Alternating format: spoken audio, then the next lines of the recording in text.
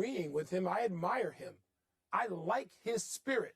We always talk, you like to pick out guys who are complainers and you rip them for complaining and never being happy.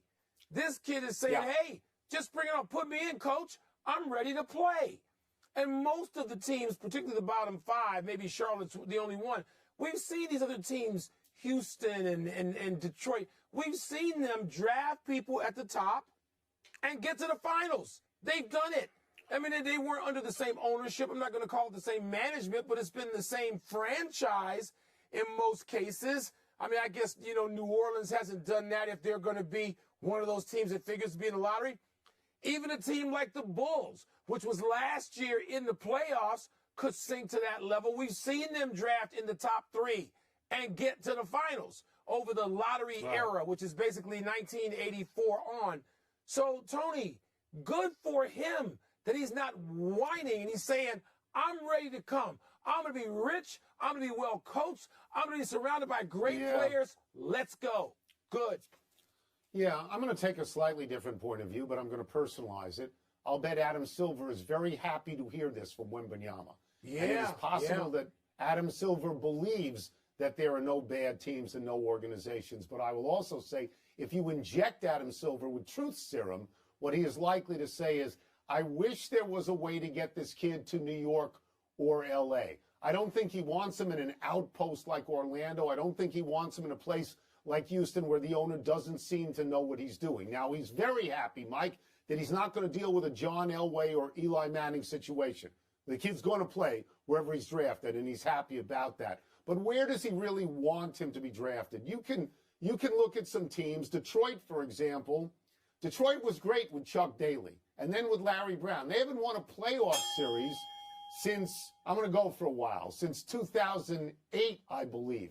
I would say that of the bottom five teams, and there's no glamour city here, it's Charlotte and it's Houston and it's Detroit and it's Orlando and San Antonio, right?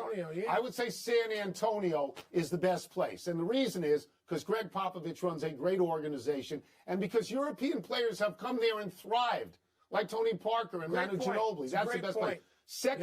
Second best place, I think, even though the team is lost, is Charlotte, because Michael Jordan owns a team. That's the bet you want to make. You want to bet on Popovich. You want to bet on Michael Jordan. The others are not nearly as attractive. This kid's going to make a team better. You know, what's interesting, Mike, is that the three best European players right now, Antetokounmpo and Luka and the kid in Denver, I'm blanking on his name, Jokic. They don't play in basketball cities.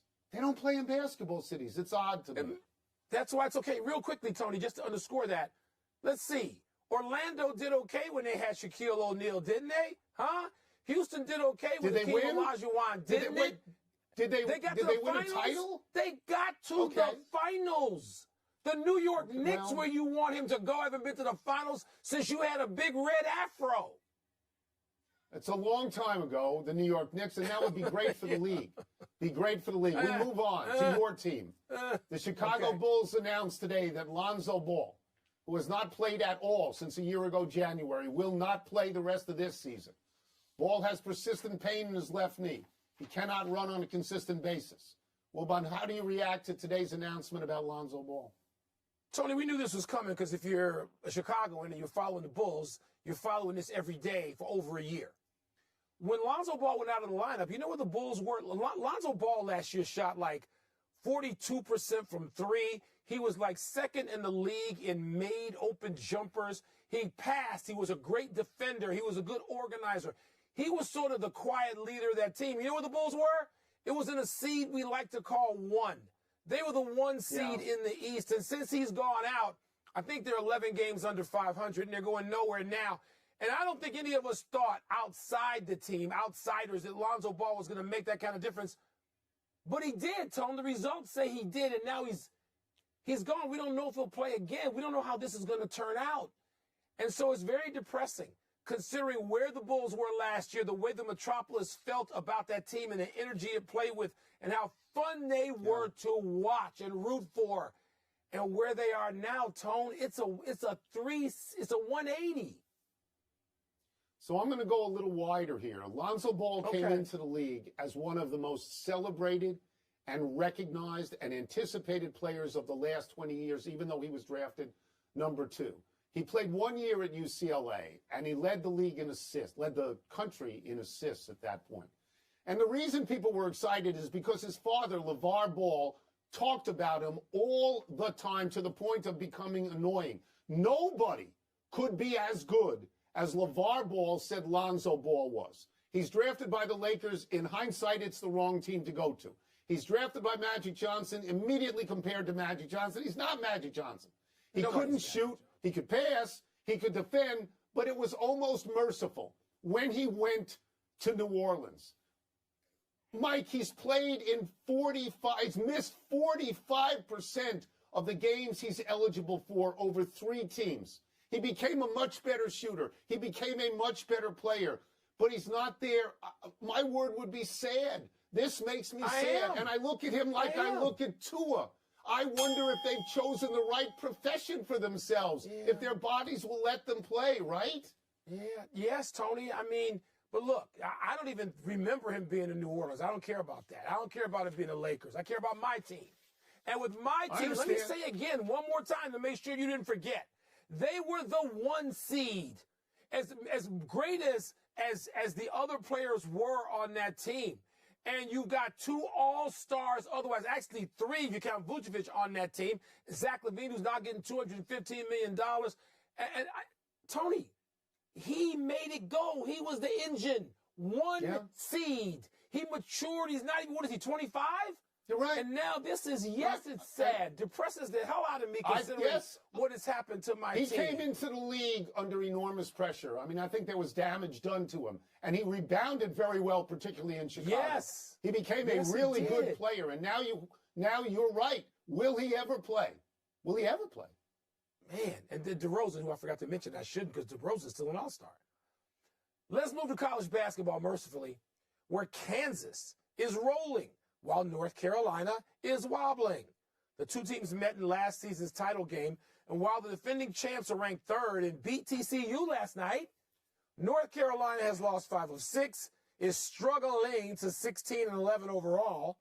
After Sunday's loss to NC State, star Armando Bacot said he was, quote, stressed the hell out, close quote, about potentially missing the tournament entirely. Tone, the Heels were the preseason number 1. Is it still reasonable to expect them to make a run? No, it's not reasonable at all. And it wasn't reasonable last year when they won 6 in a row and 11 out of 13, and from mid-February on, including beating Duke twice in very memorable games and getting all the way to the NCAA final. So we know it's been done, and technically it can be done again. But this team isn't as good as that team. That team at this point was 18-11. This team is 16-11. That team to that point was 10-5 in the ACC. This team is 8-8 in the ACC. They're not as good. You know, this has happened to Blue Bloods this year. Duke was the preseason number 7. They're unranked. Kentucky was the preseason number 4. They're unranked, but they're better than Carolina.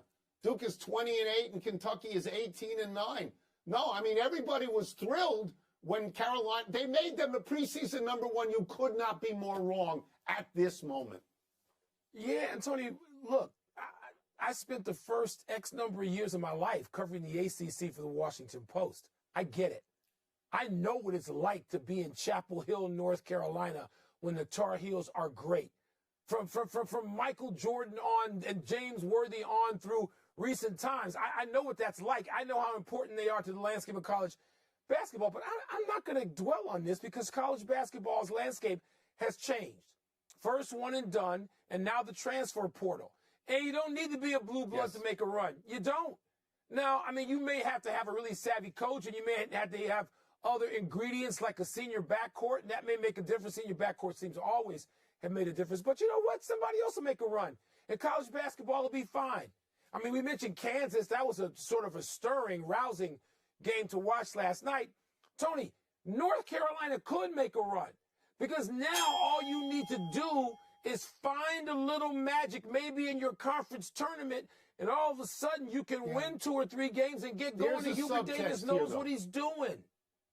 There's a subtext here. Hubert Davis is following Roy Williams. It's really hard to follow a great coach. Ask Matt Doherty about that. Go across, to Durham and ask John Shire what it's like to follow somebody.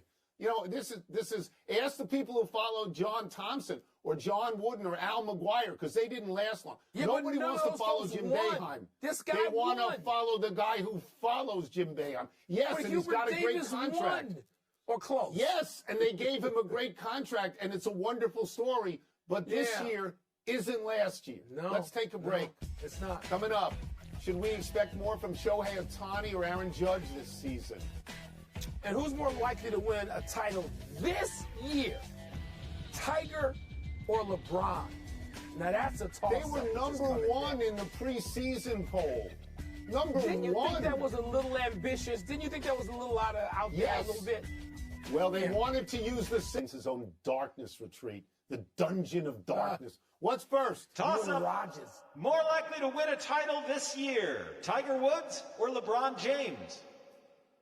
The answer is Tiger Woods on one leg because he's going to have more chances at it. LeBron has this one chance. LeBron right now, I believe, is outside of the playoffs in a league where 20 of the 30 teams make the playoffs.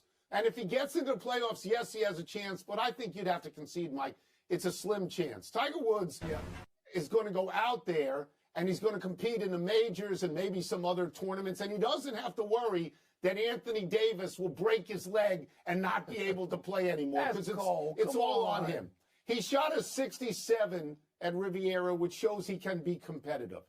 If he can walk 72, he's got a chance at Augusta, maybe a chance at LA Country Club in the U.S. Open, maybe a chance at Oak Hill in Rochester, New York in the PGA. I mean, I don't like either of their chances, but I think because he has more time to swing the club than LeBron has to shoot the ball, I'll say it's Tiger. See, Tony, for a different reason, I'm going to say it's Tiger. I don't think the more chances helps him. I don't think that matters because I don't think Tiger he's Tiger. I get it, but he's not going to beat Rahm and Finau and JT and Morikawa, and that's not going to happen. Except one place, Augusta National. Tiger can win at Augusta. LeBron has to start. He's in 13th. There's only somebody said the other day, there's 30 games. No, there's not. This is the final quarter of the season. Some teams have 20 and 21 games left. LeBron may have to go. The Lakers have, I think, 23 games left. LeBron may have to go 16 and 7 just to get in the playoffs. So, it doesn't stand to reason. Tony, you're right. As much as I want to see LeBron in the playoffs. I don't want to see LeBron outside the playoffs. I don't want to see that. But it's going to be so hard to get there. Tiger in Augusta, man, he's going to tee it up. And we're all going to sit there thinking on Thursday, got a chance. Can he do this? Got a chance. Yeah, got a chance. What's next? Toss-up. What's next? Who do you expect more out of this season, Shohei Ohtani or Aaron Judge? This is definitive. It's Shohei Ohtani. Aaron Judge had a great season last year.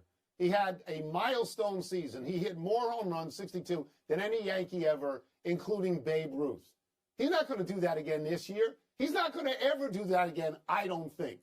Shohei Ohtani is arrived at the same place that Judge was last year, in a contract year, which propelled Judge. Ohtani has that chance. I don't think he's going to accept any money from the Angels. I think he's going to have in terms of an extension, I think he's going to have a great year pitching and a great year hitting, and then he's going to sit back and wait for the offers. And offers are going to come from the richest teams, from the Mets, from the Dodgers, and from the Yankees, and they're going to offer to pay him a lot more than they're paying Aaron Judge. Yeah, Tony, if Judge hits 48 home runs, isn't that a great year? I mean, let's think of what happened with Roger Maris coming off that year. I mean, so 48 home runs would be a great year. Ohtani, who I think hit 34 last year in a much bigger ballpark, Ohtani can go 38, 40 home runs and win between 12 and 16 games. And that's a greater year because, it's almost impossible if Ohtani has a great year for anyone to have a greater year. Now, if Judge goes out there and hits 65, I'll be the first to say, oh, my God, even with that 240-foot right field porch. But I'm going to start this by saying Ohtani. I'm going to start it by saying Ohtani, too. That's it. Let's take one last break. Still to come, what will Patrick Beverley bring to the Bulls? Uh-oh. Yep, yep. Uh-oh. Yep, yep, yep, Uh-oh. yep, yep. Uh-oh. He answers the question And- himself. Of course he does. Tony's Nets, they traded their stars, but they're keeping their coach. I like